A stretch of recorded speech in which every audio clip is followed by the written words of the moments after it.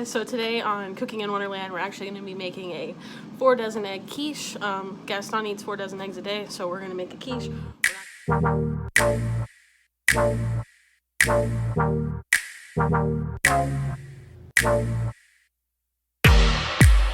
Follow white rabbit.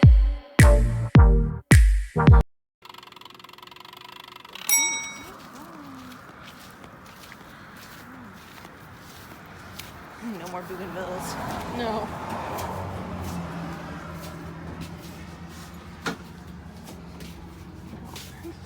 Alright, so we just went down the street. We got some fresh vegetables for our Gaston's quiche.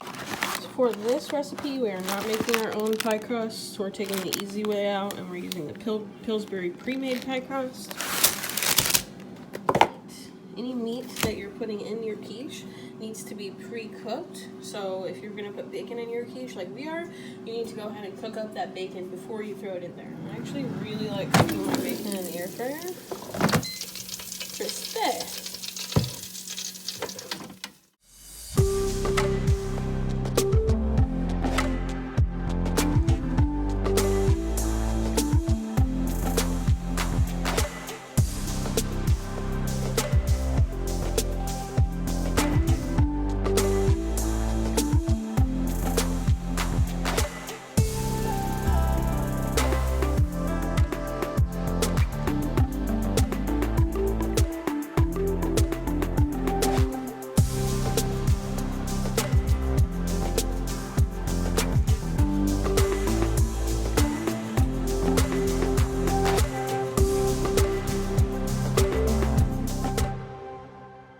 I was gonna ask. It says ungreased pan, so put it in here.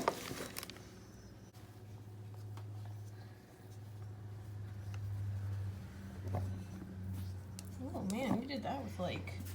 I used to help my mom when she'd make her apple pies. You were helping her make apple pies? Same crust. Oh my gosh, like you are really good at this. Okay, hidden talent. Didn't know my wife could do. She's a freaking expert pie maker. Hates cooking. This is like really impressive. It's like exactly how it's supposed to look. Oh, wow. Nice buttery crust. Ooh. See, I wouldn't have thought to do that. So that's very light, very Just a light. little light touch of butter on the Because inside. you don't want it to like cook it too much, but you Egg. also want. Oh, Figaro too. Aww. Matching.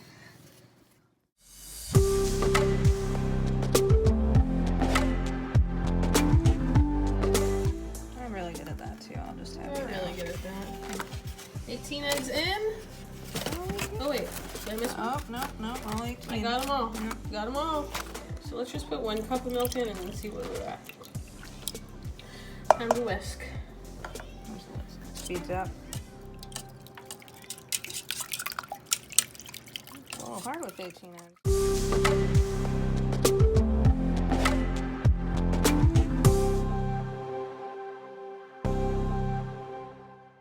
Yeah. Don't you? So we ended up doing like a cup of milk and a quarter.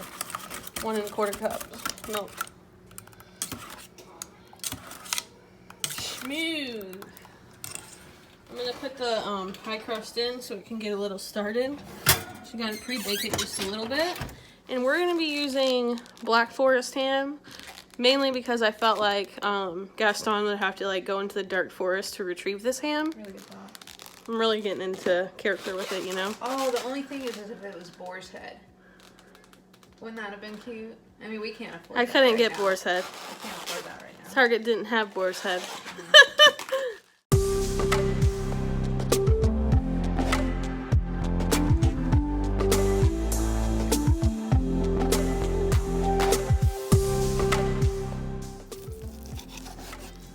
I'm getting nervous like a kid on kids baking. I'm gonna hurt myself. That was me earlier. I was like, I don't feel confident.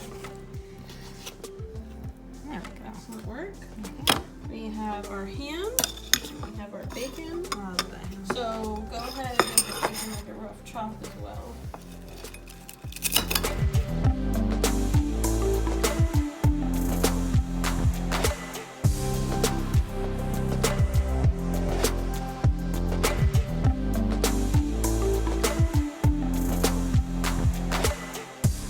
sure how I want to execute the cheese because it is the most important component. We're using Swiss and we're using Gouda because Gouda is my favorite. All right, so we're gonna chunk the cheese, but I think it would also be delicious if we just laid down a light bed of cheese on the bottom of the pan or on the top. Let's do the bottom. Top. Bottom. We'll use 10 slices of cheese total. How are you supposed to hold this? I didn't hear that. You're doing great. There's no wrong way. Unless you cut your finger off and then it's wrong. You're actually like a lot better at this than you think. Like your cuts are precise. They are.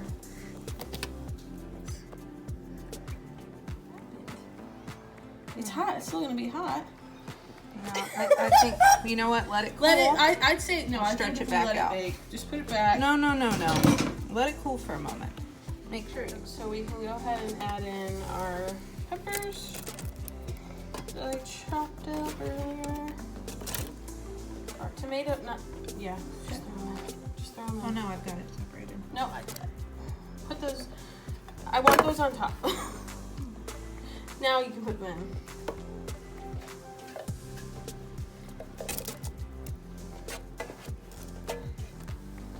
Perfect.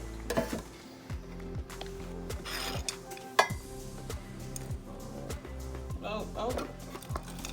Yeah. All the meat. All the meat. Here you are. Oh my god, I just realized this is like a Sunday brunch. Wait, we're doing Sunday brunch and we didn't even realize it. That never happens. Sunday brunch with the casa.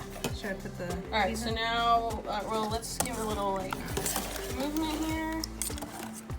Sorry, gets a little stuck in there. That's okay. Get it mixed around a little, and then get off. And those are gonna go on top, and then this is all your cheese. Like your method, breaking it up. Of course, plenty of salt.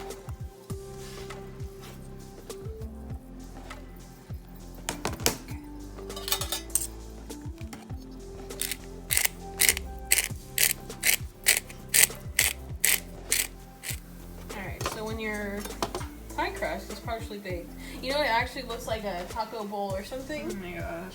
And you can pull all your mixture in. See, I'm not even worried. Keep going, fill it up to the brim. No. Yeah, keep going. Rub it all of it in there. I don't want to get all that It'll be cheese. like even though it's sunk, I think it'll be like a nice little semi crust, and then we'll have like an overlap. It'll be really good. All right, so the quiche is in the oven. I actually have it in there at 400 degrees. I literally don't have any idea how long this is gonna take because it's so big. So we'll see how long it takes, but I don't think it'll be done in less than an hour.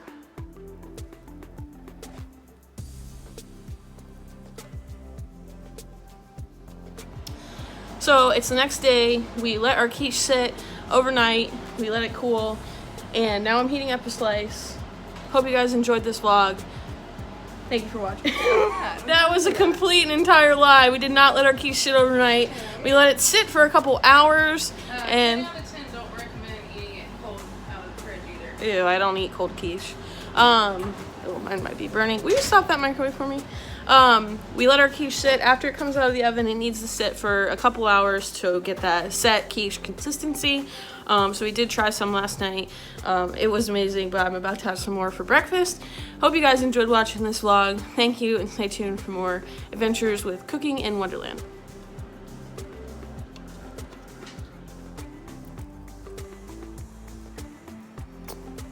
Oh yeah, now we're ready.